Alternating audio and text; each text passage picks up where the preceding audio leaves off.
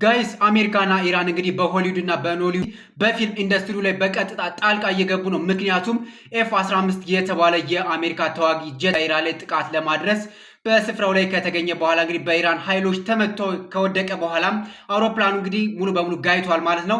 አውሮፕላን አብራሪው ግን ማለትም የኤፍ-15 ተዋጊ ጀት አብራሪው በህይወት መትረፉን ተከትሎም በሁለት አገራቶች መካከል እንግዲህ የሚሰጡ ምላሾች እጅግ አነጋጋሪ እየተባሉ ይገኛሉ።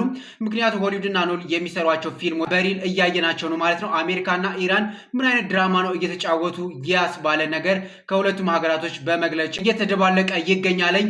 አሜሪካም ዛሬ ላይ ባወጣችው መግለጫ እንግዲህ የኤፍ-15 ተዋጊ ጀት ሁለቱም ፓይለቶች እንግዲህ በህይወት ታድጋቸዋለሁ፣ በህይወት የታደጉትም በውጊያ ነው ስትል፣ ኢራን ደግሞ እንግዲህ እኔ ላይ ናቸው ያሉት እነዚህ ሰዎች ለማስለቀቅ 10,000 የሚሆኑ ፍልስጤማውያን ከተለቀቁ እነዚህ አብራሪዎችን በሰላም እለቃለሁ እየተባባሉ ይገኛሉ። በኢራን ላይ የምንወስደው ወታደራዊ እርምጃም ከዚህ በፊት አይታችሁት የማታውቁትን ቅጣት በኢራን ላይ እንወስዳለን እያሉት ይገኛሉ። እንግዲህ ኢራን ነች ወይስ አሜሪካ? እውነተኛ መረጃው እንግዲህ ያው ፈጣሪ ይወቀው ለማለት እንወዳለን።